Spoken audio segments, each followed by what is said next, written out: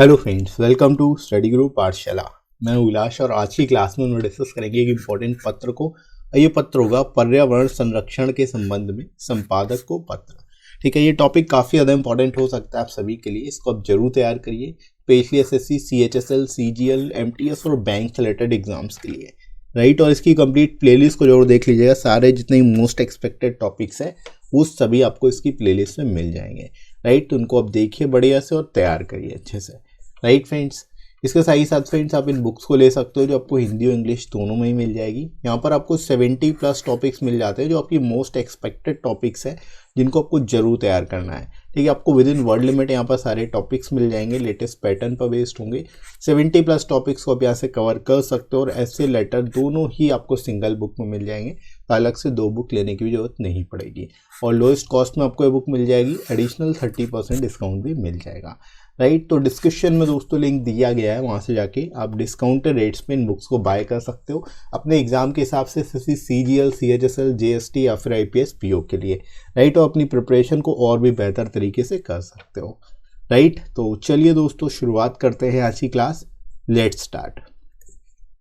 तो दोस्तों क्वेश्चन यहाँ पर आपको एग्जाम में इस तरह से मिलेगा कि आपका नाम हुसैन या रबीना है जो 15/49 चंदा नगर कानपुर के रहने वाले हैं। टाइम्स ऑफ इंडिया के संपादक को उनके द्वारा पर्यावरण जागरूकता के बारे में प्रकाशित एक लेख पर अपने विचार बताते हुए पर्यावरण की सुरक्षा के संबंध में एक पत्र लिखें। ठीक है, तो यहाँ पर आपको क्वेश्चन कुछ इस फॉर्मेट में मिलेगा, इसी तरह से मिलेगा। तो आपको इसको लिखना हो, इसको आपको लिखना होगा प्रॉपर तरीके से। कैसे लिखोगे, क्या अप्रोच रहेगी, ये सारी चीज़ें हम लोग यहाँ पर डिस्कस करेंगे। ठीक है, तो यहाँ पर देखो जो रिक्वायर्ड इन्फॉर्मेशन है वो सब दी हुई है। आपको नाम दिया है, एड्रेस दिया है, आपको न्यूज़पेपर का नाम भी दिया है टाइम्स ऑफ इंडिया, और टॉपिक भी दिया हुआ है। ठीक है, तो अब आप शुरुआत कैसे करोगे इसकी, किस तरह से आपको जो है इसका फॉर्मेट लिखना है वो देख लेते हैं। तो यहाँ पर आप सबसे पहले जो है सेंडर्स एड्रेस लिखोगे। तो जो आपका एड्रेस यहाँ पर दिया गया है वही आप यहाँ पर एड्रेस लिख लोगे। ठीक है, 15/49 चंदा नगर कानपुर, जो भी दिया गया वो आप एज इट इज़ लिख सकते हो, राइट।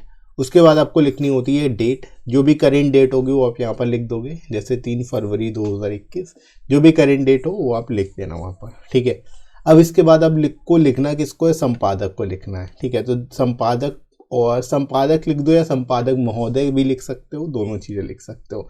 उसके बाद the times of India newspaper का नाम, और उसके बाद जो ये प्लेस लिखा हुआ है ना कानपुर, वो यही रहेगा जो यहाँ पर आपको एड्रेस में दिया गया है। और आप ये भी कर सकते हो अगर आपको इन केस नहीं दिया गया, जैसे यहाँ पर आपको सेंडर्स रिसीवर्स एड्रेस में कहीं कानपुर नहीं लिखा है, तो आप ना चाहो तो इसको आप स्किप भी कर सकते हो। ठीक है, एग्जाम में यूएफएम को देखते हुए अगर आप नहीं लिखना चाहते या फिर आप अवॉइड कर दो, वो बेटर रहेगा। ठीक है, बाकी फॉर्मेट यही होता है तो मैं इस वजह से लिख रहा हूँ।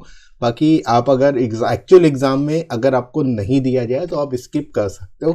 आप केवल इतना लिखोगे, संपादक महोदय या संपादक और द टाइम्स ऑफ इंडिया, बस इतना लिखोगे। ठीक है, बाकी आपको आगे नहीं लिखना है। ठीक है, तो प्लेस का नाम जरूरी नहीं है, आप लिखो चाहे ना लिखो, अगर दिया होगा तभी लिखोगे, अदरवाइज नहीं लिखोगे, राइट। तो ये चीज़ ध्यान रखिएगा सब लोग।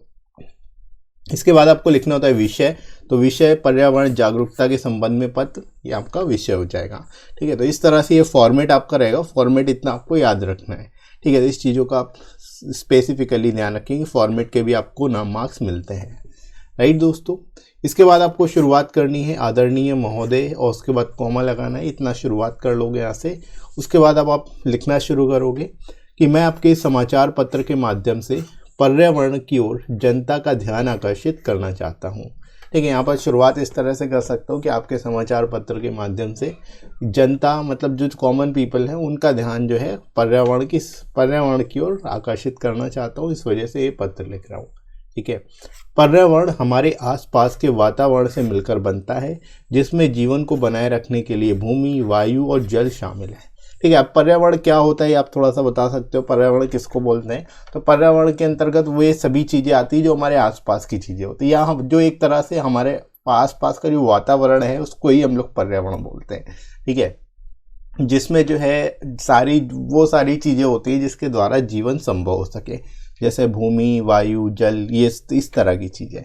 ठीक है, तो इसी को हम लोग पर्यावरण बोलते हैं। तो शुरुआत आप इस तरह से यहाँ पर कर सकते हो बताते हुए, राइट दोस्तों।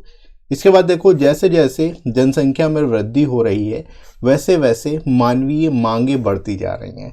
यानी जैसे जैसे पॉपुलेशन इंक्रीज होती जा रही है वैसे वैसे जो डिमांड है पॉपुलेशन की वो भी इंक्रीज हो रही है तेजी से, राइट। लेकिन प्राकृतिक संसाधन सीमित हैं। देखो सबसे बड़ा ड्रॉबैक यही है कि जो हमारे प्राकृतिक संसाधन है वो सीमित है, वो लिमिटेड है, लेकिन डिमांड जो है वो अनलिमिटेड है, वो बढ़ती जा रही है, उसकी कोई मतलब सीमा नहीं है, राइट। तो यहाँ पर इस तरह की सिचुएशन अराइज हो रही है इसकी वजह से। तो मानव गतिविधियों का पर्यावरण पर बहुत अधिक प्रभाव पड़ रहा है, जिसके कारण पर्यावरण संरक्षण पर अधिक जोर दिया जाना चाहिए। ठीक है, तो यहाँ पर आप इस तरह से लिख सकते हो कि जो मानव गतिविधियां हैं, ह्यूमन एक्टिविटीज़ हैं, उसका काफ़ी अधिक प्रभाव पर्यावरण को पर पड़ता जा रहा है, पड़ता हुआ दिख रहा है। ठीक है, और जिसके कारण पर्यावरण संरक्षण पर अधिक जोर दिया जाना चाहिए, ये आप यहाँ पर सजेशन दे सकते हो। ठीक है, कि प्रॉब्लम अराइज हो रही है, इसकी वजह से इसको प्रॉब्लम को सॉल्व करने की कोशिश की जानी चाहिए। ठीक है, तो इस तरह से यहाँ पर आप इसको लिखोगे, शुरुआत इस तरह से आप कर सकते हो उसकी। राइट दोस्तों, आगे बढ़ते हैं। इसी में आगे आप लिखोगे प्राकृतिक संसाधनों का लापरवाही से प्रयोग होने के कारण हमारा पारिस्थितिकी तंत्र भी बिगड़ रहा है। ठीक है, मतलब जो हमारा इकोसिस्टम है, पारिस्थितिकी तंत्र है, वो भी बिगड़ता जा रहा है, वो भी डिस्टर्ब हो रहा है। किसकी वजह से? हम क्योंकि लापरवाही से जो हमारे पास संसाधन है उनका उपयोग कर रहे हैं। ठीक है, एक्सेसिव बहुत अधिक मात्रा में उपयोग कर रहे हैं, राइट। जिसकी वजह से क्या क्या हो रहा है ये भी आप यहाँ पर बता सकते हो कि मरुस्थलीकरण, बाढ़, सूखा और पौधों और जानवरों की अनगिनत प्रजातियों का विलुप्त होना पारिस्थितिकी तंत्र को प्रभावित कर रहा है।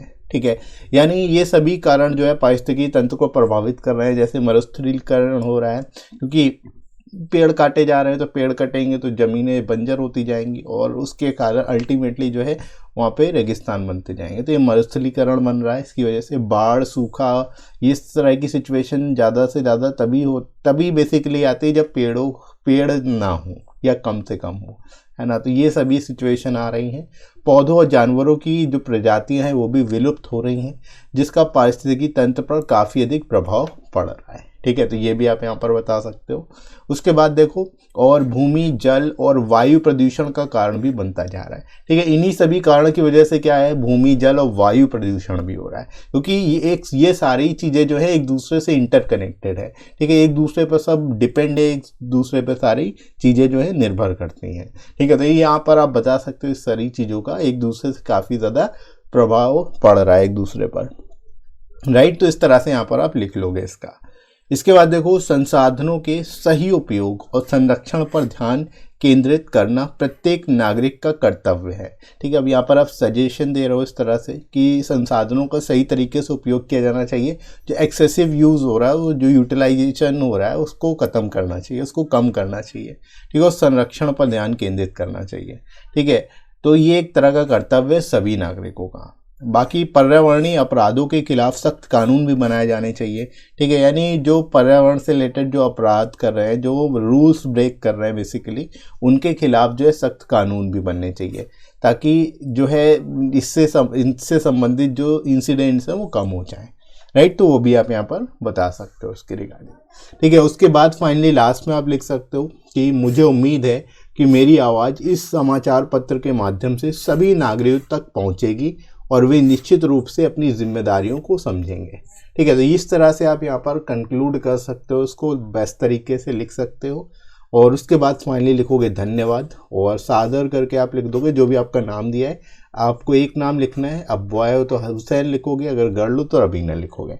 ठीक है, तो ये अपने हिसाब से यहाँ पर आप लिख सकते हो। इस तरह से इस टॉपिक को आप बेस्ट पॉसिबल वे में लिख लोगे।